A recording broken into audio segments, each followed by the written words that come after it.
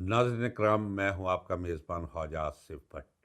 یہ جو کچھ ہو رہا ہے یہ بہت ہو چکا۔ صبر کی ایک حد ہوتی ہے، صبر کے پیمانے چھلک رہے ہیں۔ اب باز آ جائے، بند کر دے، انف از انف۔ آپ دیکھ رہے ہیں کہ یہ انتخابات جو ہونے جا رہے ہیں یہ کتنا بڑا مذاق ہے آپ کے ساتھ اور میرے ساتھ اور پوری قوم کے ساتھ، جس کے بارے میں یہ پتہ چلتا ہے کہ یہ امیدوار ہو سکتا ہے پی ٹی آئی کی طرف سے اس پر زمین تنگ کرنے کی کوششوں کا آغاز ہو چکا ہے۔ آپ اندازہ کیجئے کہ جب موجودہ اسٹیبلشمنٹ نے انتخابی نتائج اپنی مرضی کے لینے کی غرض سے افسر شاہی کو آر اوز اور ڈی او آرس مقرر کیا اور متعین کیا تو اس کے خلاف ایک پٹیشن دائر ہوئی کہ جناب یہ انتخابات منصفانہ نہیں ہو سکتے اگر افسر شاہی کے ذریعے انتخابات کروائے گئے، لہٰذا عدلیہ کے ذریعے انتخابات کروا جائے، عدلیہ اپنے وہ نمائندے جو ہے وہ ان کے زیر نظر جو ہے وہ انتخابات کروائے جائے۔ یہ سادہ سی پٹیشن تھی۔ ہائی کورٹ میں اس پٹیشن کو ایکسیپٹ کیا گیا اور ان کی ٹریننگ روک دی گئی۔ جبکہ معاملہ سپریم کورٹ میں گیا تو ہم نے جو رویہ دیکھا سپریم کورٹ کے ججز اور بالخصوص chief justice of supreme court of Pakistan قاضی فائز عیسیٰ صاحب کا، اس کے بارے میں بڑے اگر نرم سے نرم الفاظ بھی استعمال کروں تو وہ رویہ انتہائی معاندانہ تھا۔ وہ ایسے لگتا تھا کہ پی ٹی آئی کے خلاف وہ کوئی ادھار کھائے بیٹھے ہیں۔ ایک ہماری ہی برادری سے، وکلا برادری سے، مشال یوسف نے صرف مخاطب کرنے کی کوشش کی، اور جس تکبر کے ساتھ، جس نفرت کے ساتھ اور جس تحقیر آمیز رویے کے ساتھ اس لیڈی وکیل کو چپ کرایا گیا اور بعد میں فضول سوالات کی اس پہ بچھاڑ کی گئی کہ کہاں سے پڑھی ہو، وکالت سیکھی نہیں ہے، بیٹھ جاؤ، پیچھے چلی جاؤ، یہ ہے رویہ ہماری اعلیٰ عدالتوں کا۔ سپریم کورٹ کے فیصلے جو رات کے وقت عدالتیں کھول کر فیصلہ دیا گیا،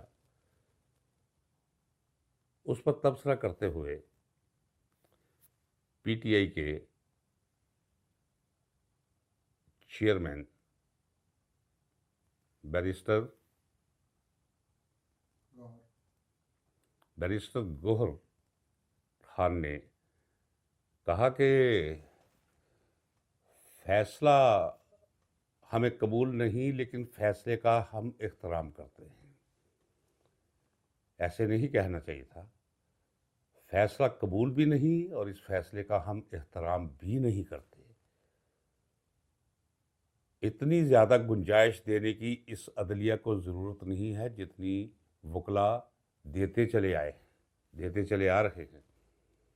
یہ فیصلہ غیر منصفانہ، یہ فیصلہ ایسے لگتا ہے کہ جیسے وہ قوتیں جو اس سارے کھیل کے پس منظر میں متحرک ہے ایک خاص نتیجہ حاصل کرنے کے لیے، اور نتیجہ یہ ہے کہ پی ٹی آئی کو کسی طرح دبایا جائے اور دیوار سے لگایا جائے، انہیں بھگایا جائے اور انتخابات کے راستے اس پر تنگ کیے جائے۔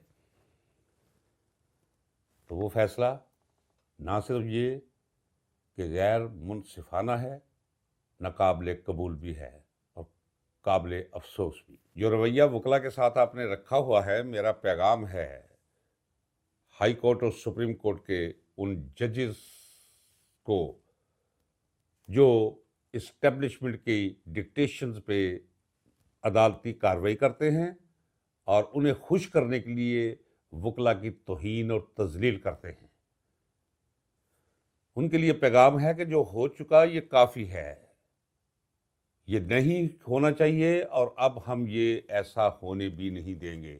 اگر وکلا کا احترام نہیں کیا جائے گا تو ہم عدالتوں کا احترام کرنے کے بھی پابند نہیں ہیں۔ آج کی بڑی خبر یہ ہے کہ پاکستان پیپلز پارٹی کے سینئر رہنما، نامور وکیل، سابق اٹارنی جنرل آف پاکستان اور سابق گورنر پنجاب جناب لطیف کھوسہ صاحب نے پی ٹی آئی میں شمولیت اختیار کر لی ہے۔ لطیف کھوسہ صاحب کو میں بڑے قریب سے جانتا ہوں، اندر سے باعزت انسان ہیں، اصول پرست ہیں، جمہوری اقدار کے وہ مؤید اور حامی ہیں۔ ان کا اختلاف پیپلز پارٹی سے اسی وقت ہو گیا تھا جب پیپلز پارٹی نے مسلم لیگ نون کے ساتھ مل کر عمران خان کے خلاف تحریک عدم اعتماد کا آغاز کیا تھا۔ ان کا موقف یہ تھا کہ اسٹیبلشمنٹ چونکہ عمران خان کو فارغ کرنا چاہتی ہے، لہذا اس کے مقاصد کو عملی جامہ پہنانے سے دور رہا جائے تو بہتر ہے۔ ان کے اس موقف کی وجہ سے ان کے اور پیپلز پارٹی کے قائد کے درمیان اختلافات اور بعد ازاں دوریاں پیدا ہوتی چلی گئیں۔ آج یہ بڑی خوش آئند ہے خبر میرے لیے کہ انہوں نے پی ٹی آئی میں شمولیت اختیار کر لی ہے۔ پی ٹی آئی کو بھی پنجاب میں اپنے لیے ایک بہت بڑا خلا دکھائی دے رہا تھا، جو اب پرخ ہوتا دکھائی دے رہا ہے۔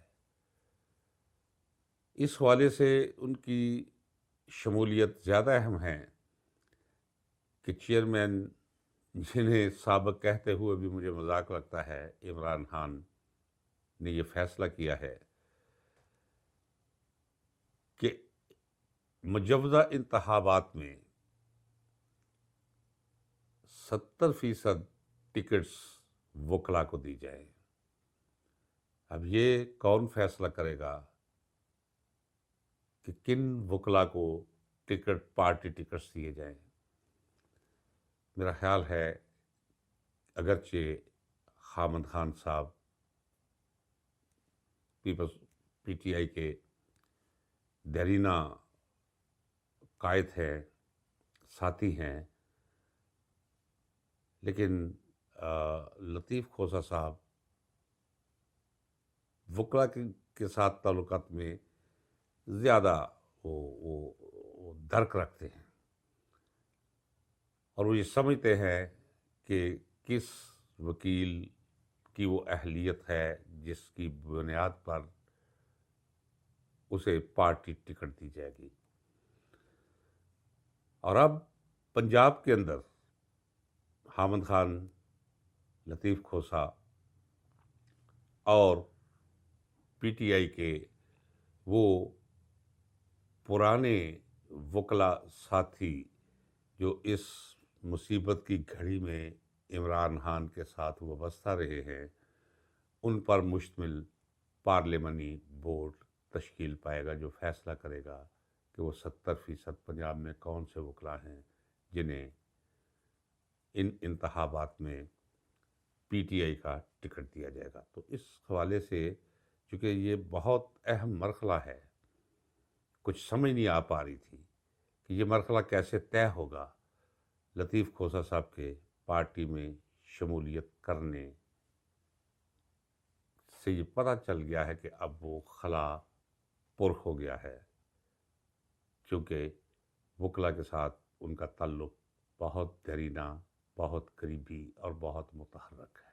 پی ٹی آئی کو جب حکومت جو بنے گی، بن کر رہے گی، وہ وقت آئے گا، یہ وقت رہے گا نہیں جو وقت جا رہا ہے۔ اس دیوار سے پرے جب میں دیکھتا ہوں تو پی ٹی آئی ملک پر حکمران دکھائی دیتی ہے مجھے، اور میں یقین کے ساتھ کہہ سکتا ہوں کہ لطیف کھوسا اس ملک کے آئندہ صدر ہو سکتے ہیں۔